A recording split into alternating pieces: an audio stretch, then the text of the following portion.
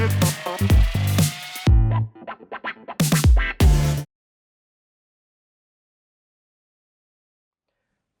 and welcome to the Equip Leadership Academy. I'm James and today I'm joined by John and we're going to discuss activity-based learning.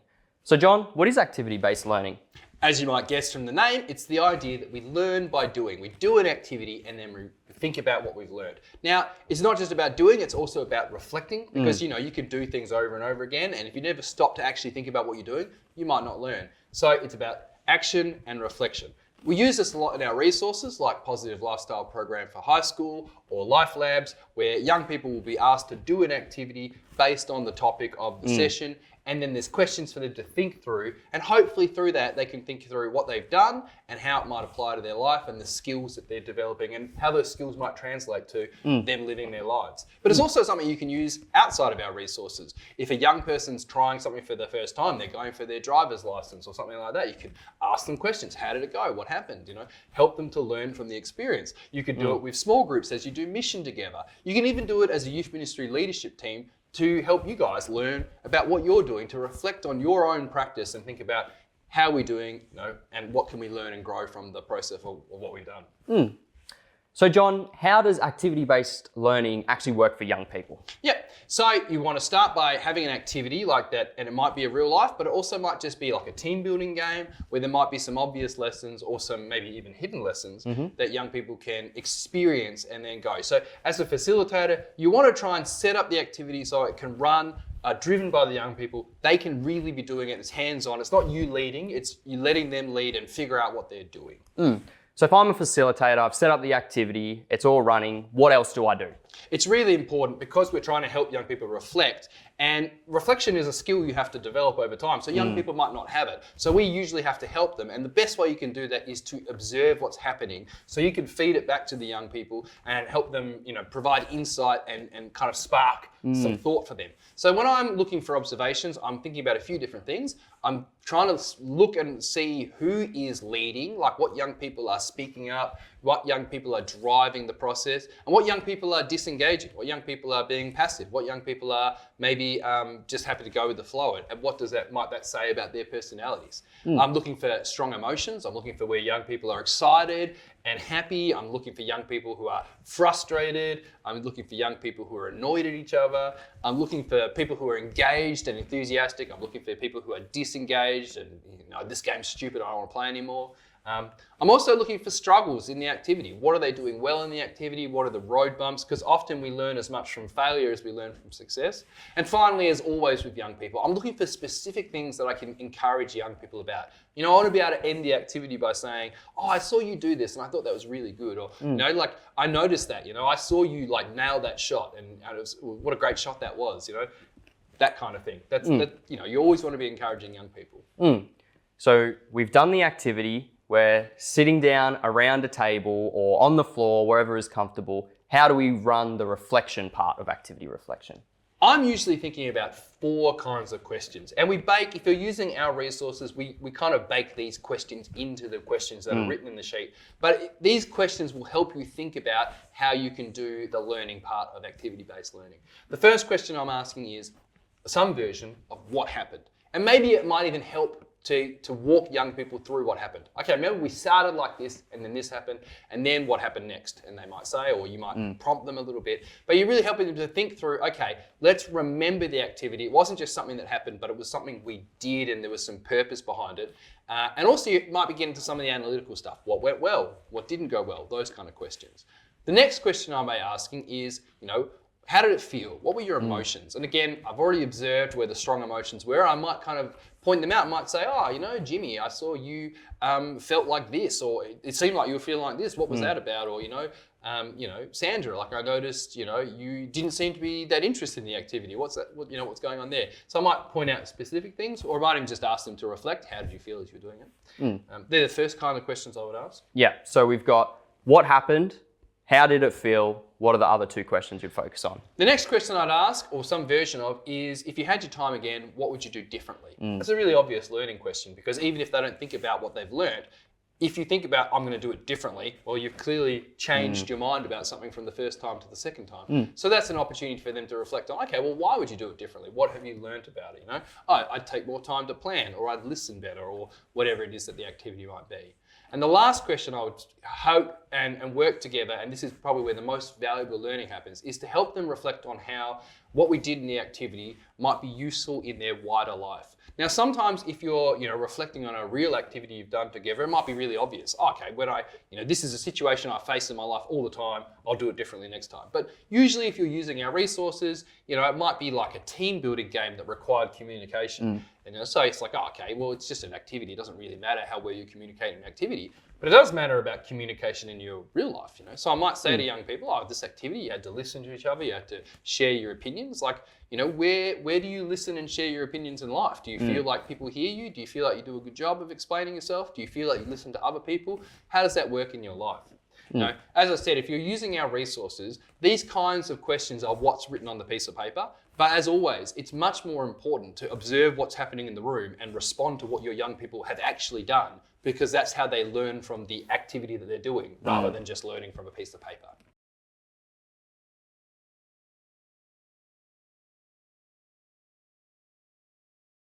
So we wanted to demonstrate activity-based learning. So we want to say a huge thank you to the young adults of South Barwon Core.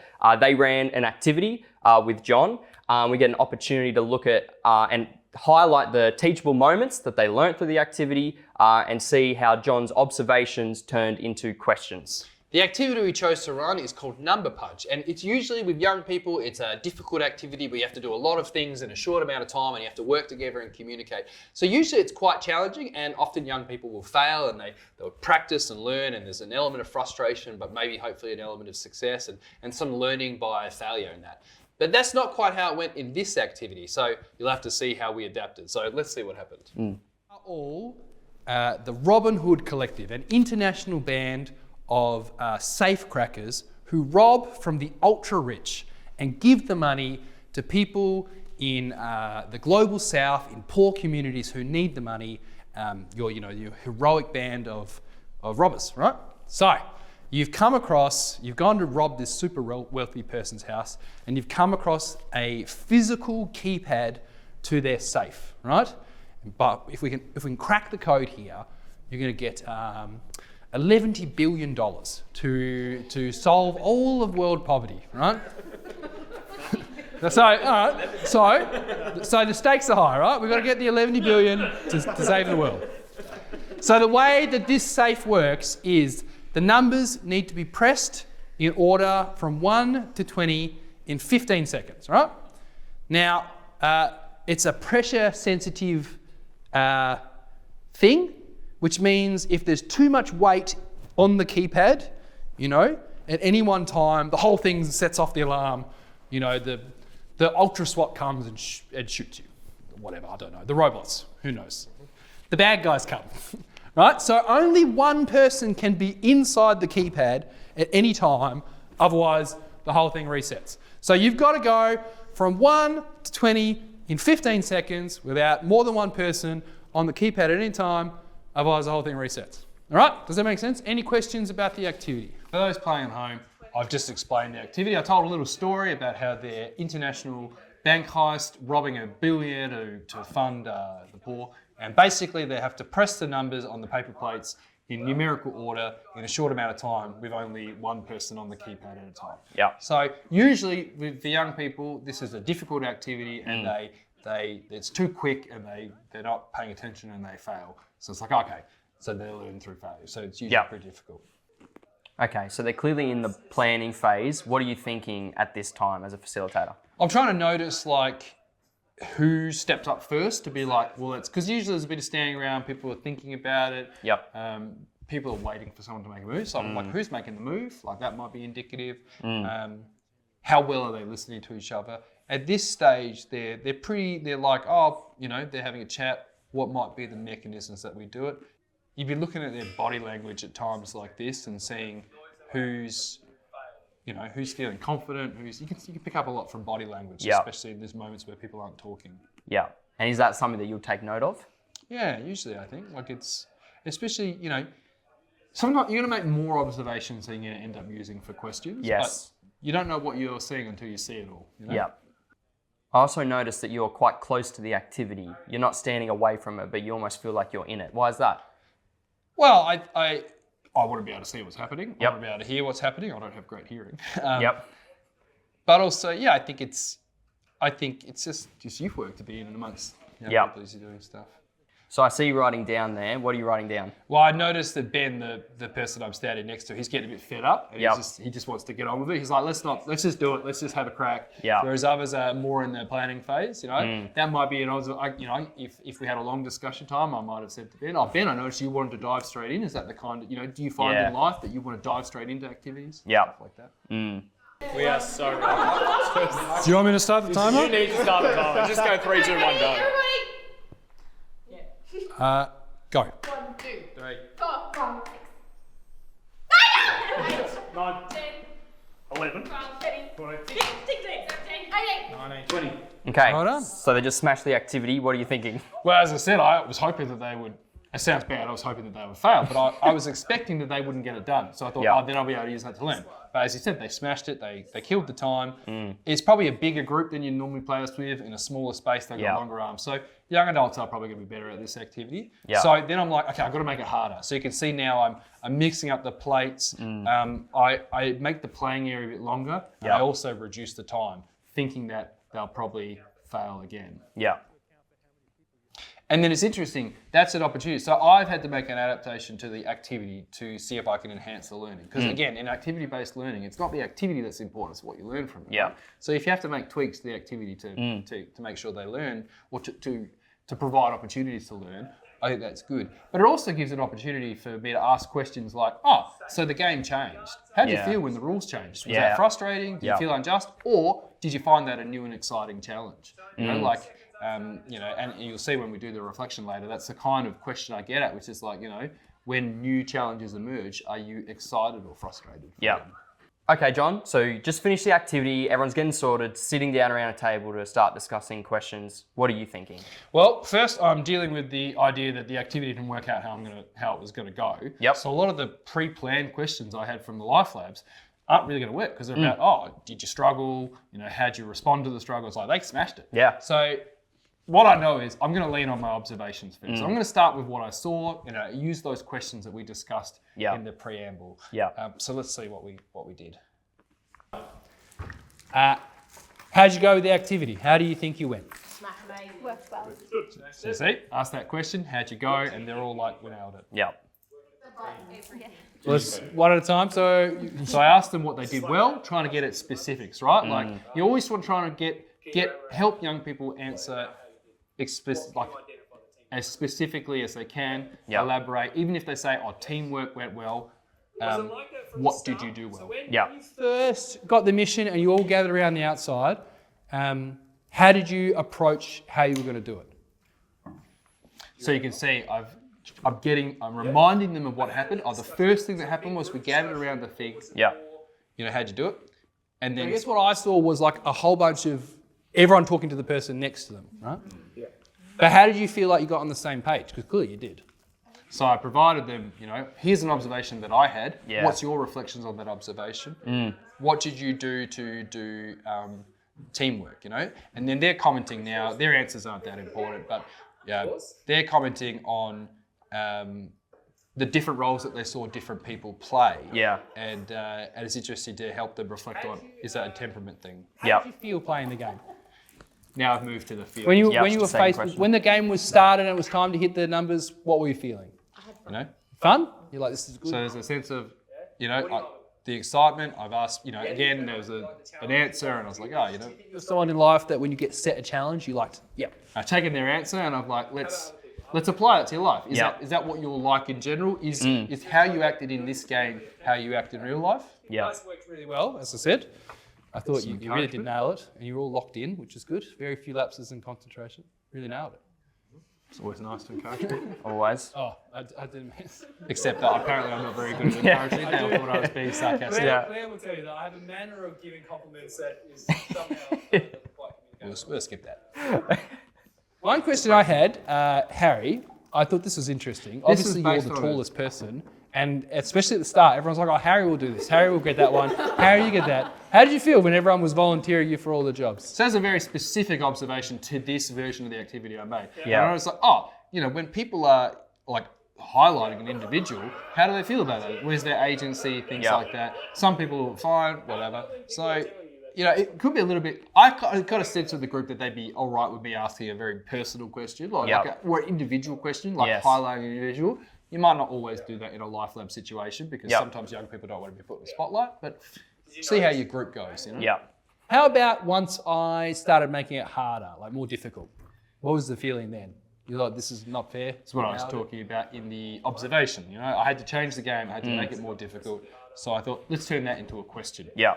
What happens? Everything that happens in the activity can become the material for questions. Like, you guys would be familiar with this with the stage of life you're in. Like, it's new challenges all the time. When you're in school, you do tests and stuff like that. But once you leave school and it's up to you, it's like, I think sometimes it can feel that way where when you accomplish something, it just feels like the next thing is more difficult. Does that ring So what I true? tried to do here was think about the audience, they're young adults, they're in a particular phase of life, think about what's their lived experience, what do their life look like, and how is that similar to the activity. So this version was like, you're embracing all these new challenges in your life.